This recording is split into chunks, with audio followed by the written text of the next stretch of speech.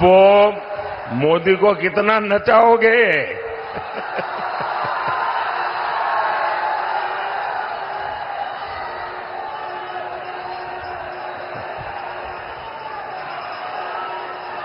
वो एसपीजी वालों को कहिए वो मोदी को कब्जा कर ले।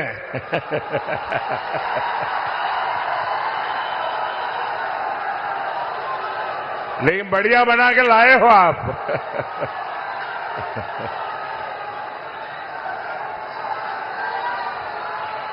आपका बहुत बहुत धन्यवाद जी। बोलिए भारत माता की, भारत माता की। ये एसपीजी वालों को दे दीजिए। हाँ,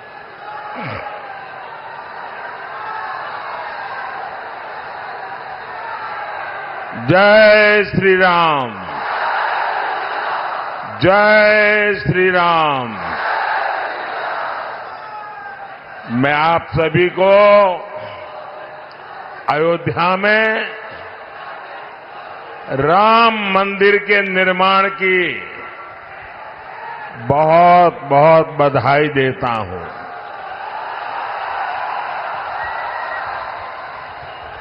पांच सौ वर्षों के बाद हमारा इंतजार समाप्त हुआ। 500 साल तक ये हमारे पूर्वज संघर्ष करते रहे, बलिदान देते रहे और कभी भी निराश नहीं हुए। हमारे पूर्वजों को पता था कभी न कोई बेटा पैदा होगा, कभी तो कोई बेटा पैदा होगा जो 500 साल के इंतजार को परिपूर्ण करके भगवान राम मंदिर। और साथियों, इंतजार सिर्फ राम जी का ही थोड़ा था, सीता मैया का भी तो था और हमारे मिथिला के भी तो था। हम अपने जीवन काल में ये शुभ समय देख रहे हैं। ये विश्वकर्मा भक्त आप नीचे रखो, पीछे लोग देख नहीं पाते। मैंने आपको देख लिया, सुखी रहो।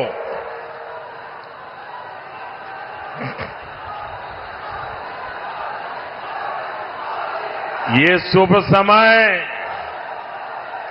ये हमारे लिए बहुत बड़ी बात है। साथियों, जब अयोध्या में रामलला की प्राण प्रतिष्ठा हो रही थी, तब मैंने कहा था कि अब भारत आने वाले 1000 साल का भविष्य लिखेगा। कई बार इतिहास की एकाध घटना भी कई शताब्दियों का भाग्य तय कर देती है।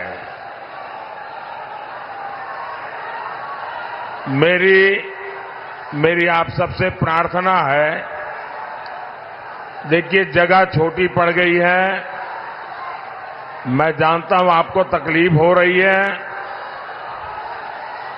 हो सकता है आप मुझे देख ना पाते हो, लेकिन उसके लिए हमें क्षमा करें। आराम से जहां है वहां खड़े रह करके मुझे सुनिए, और अगर आवाज कम करेंगे तो मुझे बोलने की सुविधा बढ़ेगी। तो आपके आशीर्वाद है, मैं बोलना शुरू करूं, आप शांति रखोगे? आप इतने अच्छे लोग हैं। आज से 1000 साल पहले जब पश्चिम से भारत पर हमले होने शुरू हुए थे, तब किसी ने नहीं सोचा था कि भारत 1000 साल की गुलामी में गिर जाएगा। जो बिहार देश को दिशा दिखाता था, वो ऐसे संकटों से घिरा कि सब कुछ तबाह हो गया। लेकिन साथियों, भारत के भाग्य ने आज एक बार फिर करवट ली है।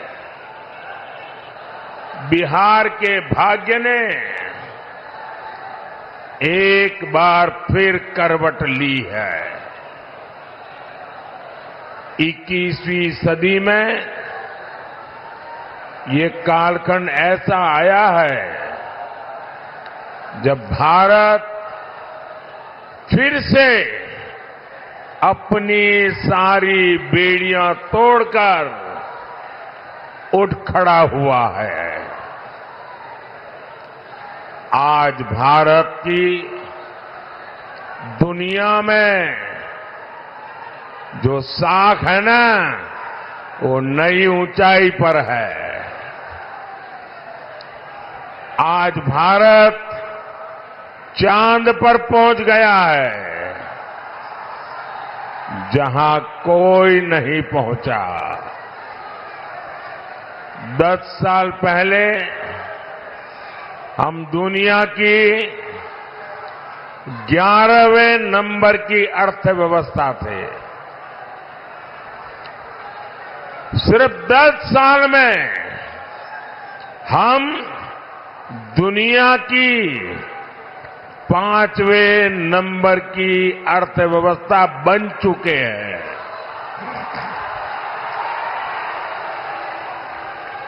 आपको कोरोना का समय याद होगा। 100 साल का इतना बड़ा संकट आया था। पूरी दुनिया सोचती थी भारत तो गया, भारत तो बर्बाद हो जाएगा, दुनिया भी बर्बाद करेगा। सब सोच रहे थे कि अब क्या होगा। लेकिन उस समय भारत ने दिखाया कि भारत का सामर्थ्य क्या होता है। भारत उस संकट से निकला, दुनिया को भी राह दिखाई। लेकिन साथियों, उस इतने बड़े संकट में बिहार के लोगों के साथ कांग्रेस और इंडी गठबंधन वालों ने जो किया, वो मैं कभी नहीं भूल सकता। दिल्ली में इंडी गठबंधन की सरकार थी, महाराष्ट्र में इंडी गठबंधन की सरकार थी, और इन लोगों ने बिहार के लोगों को उस संकट काल में वहां से साजिश करके भगा दिया, वापस भेज दिया था।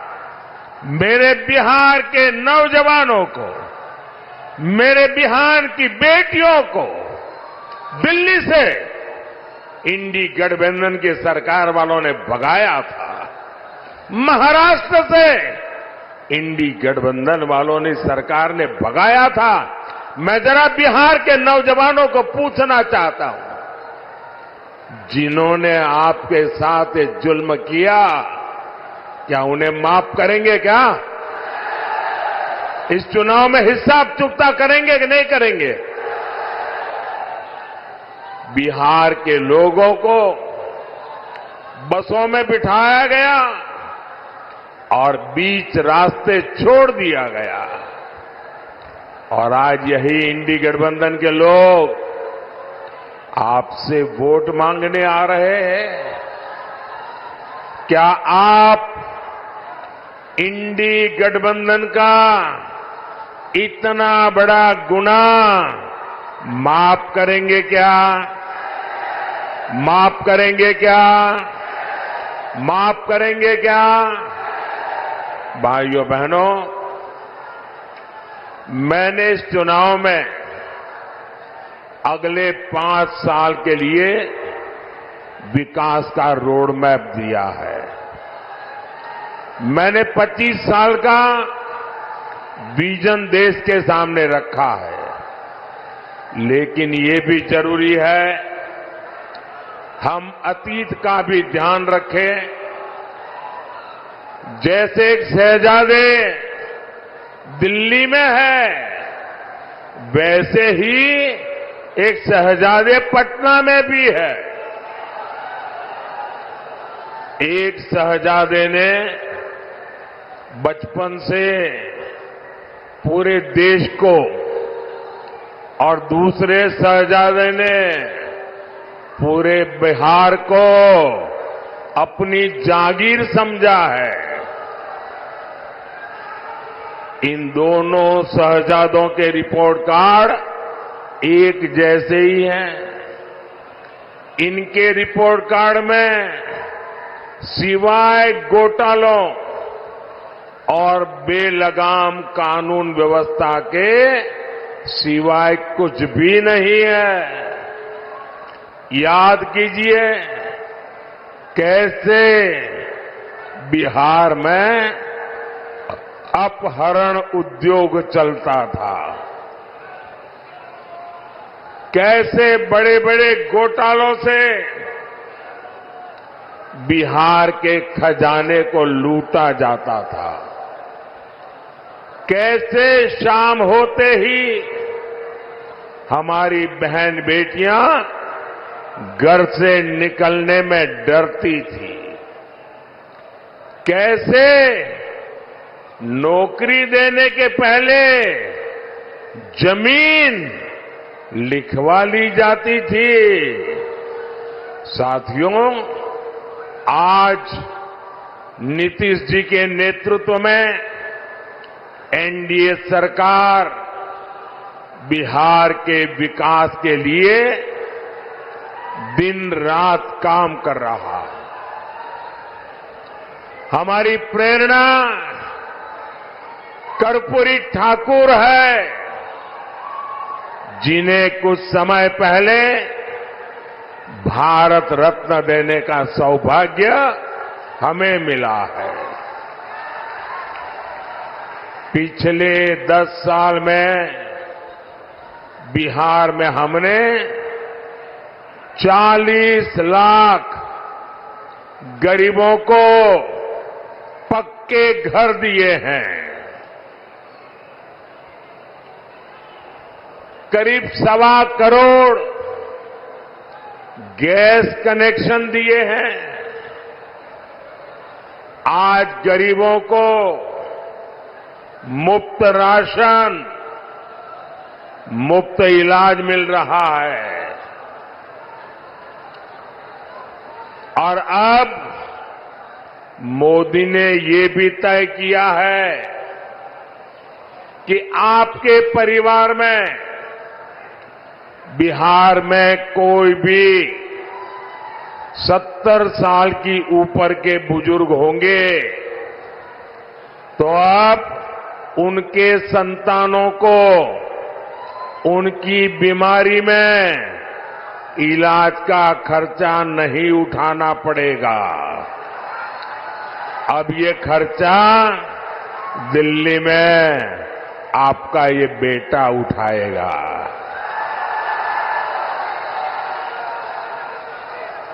70 साल के ऊपर के हर बुजुर्ग को 5 लाख रुपए तक मुफ्त इलाज मिलेगा। मेरे बिहार के साथियों, मेरे दरभंगा के साथियों, मेरा एक काम करोगे? जरा हाथ ऊपर करके बताइए, करोगे? पक्का करोगे? देखिए, काम करना।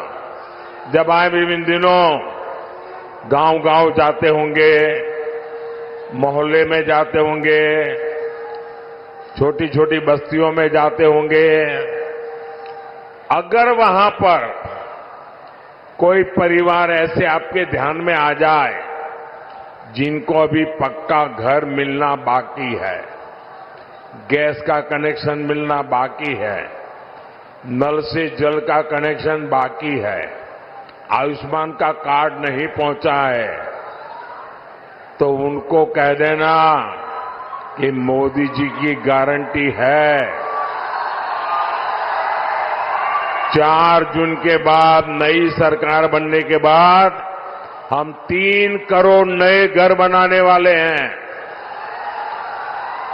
तो आप मेरी तरफ से उन सब परिवारों को गारंटी दे देना, मेरे लिए तो आप ही मोदी है। साथियों, दरभंगा का एयरपोर्ट हो, रेलवे स्टेशन हो, अमृत भारत ट्रेन हो, आधुनिक सड़कें हो, हर तरफ काम हो रहा है। दरभंगा एम्स की अड़चनों को भी दूर किया जा रहा है। साथियों, जब विकास की बुनियाद मजबूत होती है, तभी उद्योग और रोजगार पैदा होते हैं। यहां दरभंगा में आईटी पार्क भी बना, जिससे युवाओं के लिए नए अवसर पैदा होंगे। मिथिला में मखाना, लीची और आम खूब होता है। अच्छी सड़कों और इंफ्रास्ट्रक्चर से इसका एक्सपोर्ट दुनिया भर में बढ़ेगा। यहां के मखाने को दुनिया तक पहुंचाने के लिए हमारी सरकार ने मखाने को जीआई टैग दिया है। साथियों, हमने बिहार में महिला स्वयं सहायता समूहों को 42,000 करोड़ रुपए की सहायता बैंकों से दी है।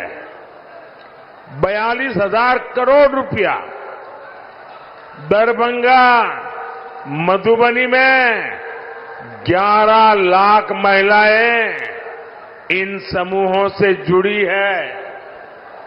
दरभंगा में इन बहनों ने शिल्प ग्राम की शुरुआत भी की है। और आपकी मधुबनी की पेंटिंग का प्रचार तो खुद मोदी पूरी दुनिया में करता रहता है।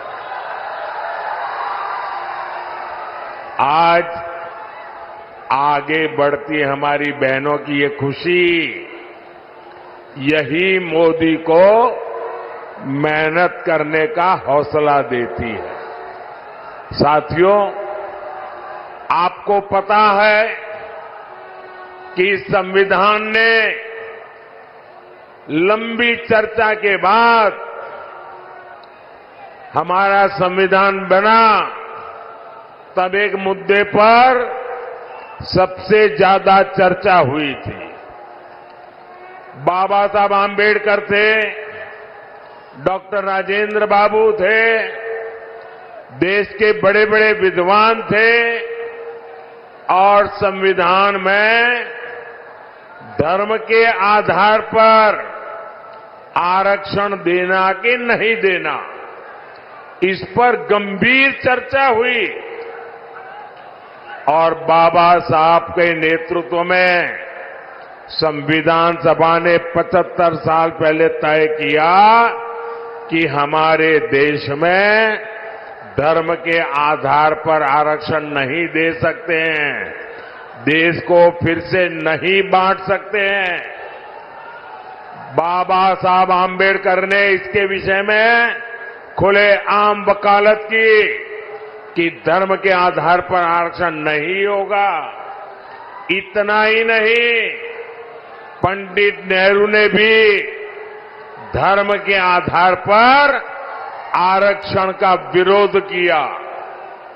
लेकिन अब जब हमारे गरीब एससी, एसटी, ओबीसी का कांग्रेस से मोहभंग हो गया है, तो कांग्रेस नेहरू जी की भावना के खिलाफ जा रही है, बाबा साहब आम्बेडकर के पीठ में छुरा भोंक रही है, संविधान को तोड़ने मरोड़ने में लगी है। कांग्रेस लगी हुई है कि ओबीसी कोटे को कम करके धर्म के आधार पर उसमें से डाका डाल के मुसलमानों को आरक्षण दे दिया जाए। दलितों के आरक्षण में से डाका डालो, आदिवासियों के आरक्षण में से डाका डालो, और कांग्रेस की साजिश में आरजेडी भी कंधे से कंधा मिलाकर चल रही है। 2007 में बिहार के शहजादे के पिताजी ने मुस्लिमों को ये आरक्षण में से निकाल करके कोटा देने की बात कही थी। रेल मंत्री के रहते हुए उन्होंने रेलवे अधिकारियों को कहा था कि मुस्लिमों के लिए कोटे का इंतजाम किया जाए। सोचिए, ये एससी, एसटी, ओबीसी का आरक्षण छीनकर को मुस्लिमों को देना चाहते हैं। आप मुझे बताइए, धर्म के आधार पर ओबीसी, एससी, एसटी आरक्षण अगर कटेगा तो यादव, कुर्मी, इन समाज का हक भी बचेगा क्या? सब कुछ खत्म हो जाएगा। पासवान, मुसहर, रविदास, दानुक समाज के हक पर ये डाका डालने में उसकी फिराक में है। साथियों, मैं पिछले 12 दिनों से कांग्रेस को और उनके चट्टोपट्टों को आरक्षण के मुद्दे पर चुनौती दे रहा हूं। मैंने उनसे कहा है, मैंने लिखित में मांगा है कि इंडी गठबंधन धर्म के आधार पर एससी, एसटी, ओबीसी का आरक्षण छीन करके मुसलमानों को नहीं देंगे। धर्म के आधार पर आरक्षण के लिए संविधान के साथ खिलवाड़ नहीं करेंगे, लेकिन इनके पेट में पाप है। 12 दिन से मैं मांग कर रहा हूं, ये चुप बैठे हैं। साथियों, मैं आपको विश्वास दिलाता हूं,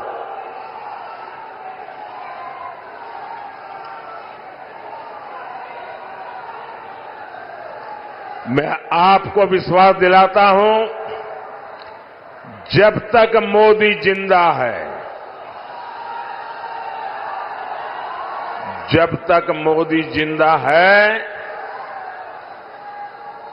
एससी, एसटी, ओबीसी के आरक्षण पर कभी भी मैं खिलवाड़ नहीं करने दूंगा। साथियों, मैंने जब से कांग्रेस आरजेडी के इरादों को बेनकाब किया है तो ये लोग बौखला गए हैं। अब आरजेडी ने ये गिनना शुरू कर दिया है कि सेना में कौन हिंदू है, कौन मुसलमान है, यही इनका असली चेहरा है। ये लोग समाज को बांटने के लिए, देश की एकता तोड़ने के लिए कुछ भी कर सकते हैं। मां भारती की रक्षा के लिए जो सीने पर गोली खाता है वो पहले भारतीय होता है। और ये आरजेडी के लोग उसे हिंदू मुसलमान की नजर से देखते हैं। मैं जरा हिंदू मुसलमान का बंटवारा करने वालों को पूछना चाहता हूं, क्या अब्दुल हमीद जी को हम सिर्फ इसलिए याद करते हैं क्योंकि वो मुसलमान थे? देश को इस दिशा में ले जाएंगे ये लोग। यही लोग सर्जिकल स्ट्राइक पर सवाल उठाते हैं, एयर स्ट्राइक पर सवाल उठाते हैं। यही लोग आर्मी चीफ को गाली देते हैं। आखिर किसको खुश करने के लिए किसके इशारे पर ये बोला जाता है? देश सब देख रहा है, जनता है, सब कुछ जानती है। देशवासी सब देख रहे हैं। साथियों, आरजेडी का इतिहास सामाजिक न्याय का मुखौटा लगाकर हमेशा तुष्टीकरण करने का रहा है। जब गोधरा में कार सेवकों को जिंदा जलाया गया था, तब रेल मंत्री ये शाहजादे के बेटे थे जो सजा काट रहे हैं और जमानत पे घूम रहे हैं। उन्होंने दोषियों को बचाने के लिए सुप्रीम कोर्ट के एक जज की कमेटी बनाई, बेन राजी कमेटी।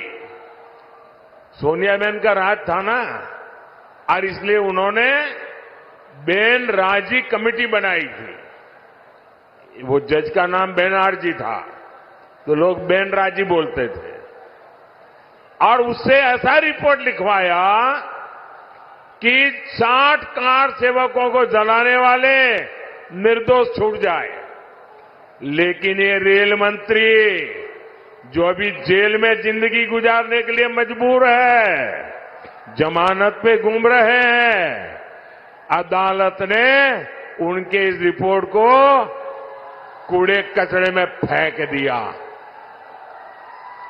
और उन सबको सजा सुनाई। फांसी तक की सजा हो गई। पूरी दुनिया को पता था कि कार सेवकों को जिंदा जलाया गया था, लेकिन तब फर्जी जांच रिपोर्ट बनवाकर कार सेवकों पर ही दोष मढ़ने की साजिश रची गई थी। यही इनका इतिहास है, यही इनकी सच्चाई है। साथियों, हमें बिहार को लालटेन के दौर में वापिस नहीं जाने देना है। अभी आपको पता होगा, ये शहजादे दिल्ली वाले एक नई बात लेके आए हैं।